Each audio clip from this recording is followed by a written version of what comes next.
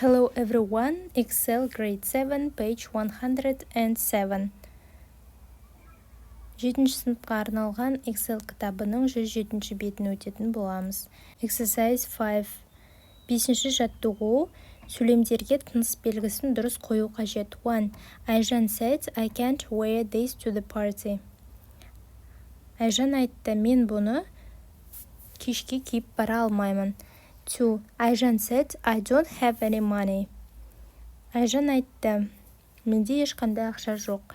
3. Айжан said, there is a sale on at the department store. 3. Айжан айтты, сауда үйінде жеңілдіктер болып жатыр. 4. They said, we are leaving tomorrow. Олар айтты, біз ертең кетіп бара жатырмыз. 5. They said, we don't wear a uniform to school. Олар айтты, біз мектепке бірыңғай форма кимейміз. Exercise 6. Read the theory. Say the examples in your language. 6-шы жаттығу. Теорияны оқы, мысалдарды қазақ тіліне аудар.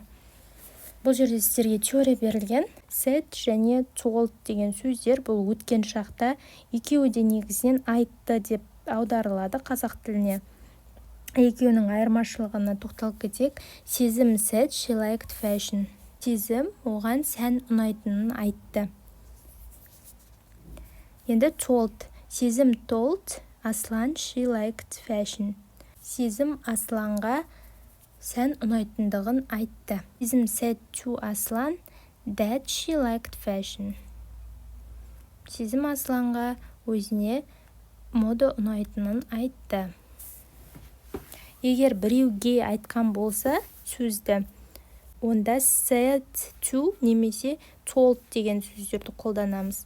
Ал егер де жай ғана біреуге емес, нақты кімге айтылғаны белгісіз, бірақ айтты деп аударатын болсақ, онда said деген сөзді қолданамыз.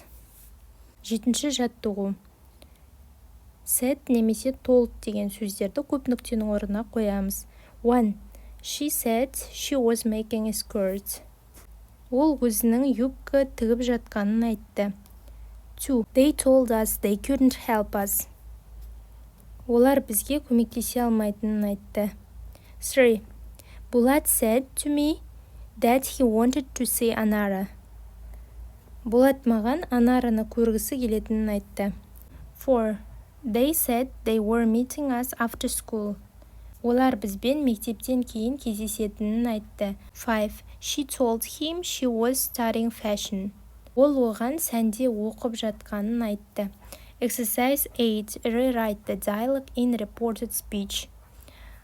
8-ші жаттығу. Сіздерде диалог берілген, бұл төл сөздер, соны төлеу сөзге айналдыру керек. Астында сіздерге бастап берген, мысалда Темір said he was thinking. Соны ары қарай жалғастыратын боламыз.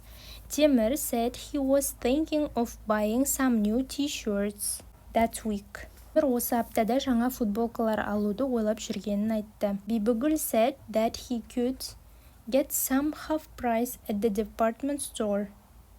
Бибігүл оған жарты бағада футболкаларды сауда үйінен алуға болатынын айтты. Темір said he would go with his mom the next day. Темір ертең анасымен баратындығын айтты. Exercise 10. Report the sentences. 10-ші жаттығу. Төлеу сөйлемге айналдыру қажет сөйлемдерді. 1. Who is this hat for? She said.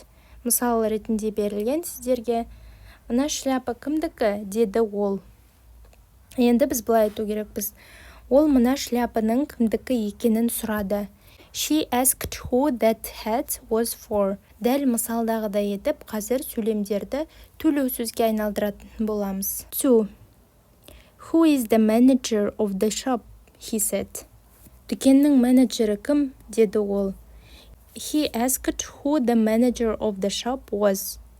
Ол дүкеннің менеджері кім екенін сұрады. 3. Can I borrow this jacket? He said. Мына куртканы ала тұрсам бола ма? Деді ол. He asked if he could borrow that jacket. 4. Don't lose my gloves, he said. Менің қолғаптарымды жоғалтып алма, деді ол. He told me not to lose his gloves. Ол маған қолғабын жоғалтып алмауды айтты. 5.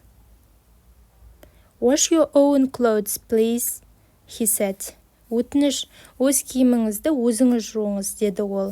He asked me to wash my own clothes. Ол менің киімдерімді өзім жууды өтінді. 6. Where is Нұрлан's cap? He said. Нұрланның кепкісі қайда? Деді ол. He asked where Нұрлан's cap was. Ол Нұрланның кепкісі қайда екенін сұрады. Exercise 11. Rewrite Ayman's telephone conversation with Nurasıl in direct speech. 11-ші жаттығу Айманның Нұрасылмен телефон арқылы сөйлескен сөздерін төлеу сөзге айналдыру қажет. Яғни бұл жерде сіздерге өткен шақта берілген, себебі ол төлеу сөз болғандықтан өткен шақта жазылады. Ал енді оны төл сөзге айналдырған кезде біз осы шақта жазамыз. Диалог ретінде. Айман. I'm going shopping. Would you like to go with me? Nurasıl. I'm studying for my maths exam. Ayman. I can help you if you want. Nurasıl. It's very nice of you. Exercise 12. Say sentences your partner reports them to another player. 12-ші жаттығу. Сөйлемдер айт. Досың оны төлеу сөздерге айналдыру қажет. Сіздерге мысал ретінде I like wearing jeans деп төл сөз берілген. Енді соны Джон өзіне джинсы киген ұнайтынын айтты деп төлеу сөзге айналдырған. Сол сияқты біз қазір бірнеше төл сөзді алып, оны төлеу сөзге айналдыратын боламыз. I will come tomorrow. John said he would come the next day. I want to buy a new bike. John said he wanted to buy a new bike. I'm not going to school next week. John said he wasn't going to school the week after. I can swim and jump. He said he could swim and jump. Can you help me? John asked if I could help him. Неке балалар, сіздермен 107-ші бетті аяқтадық. Егер сабақ ұнаған болса, лайк басып, комментарий жазып кетуді ұмытпаңыздар.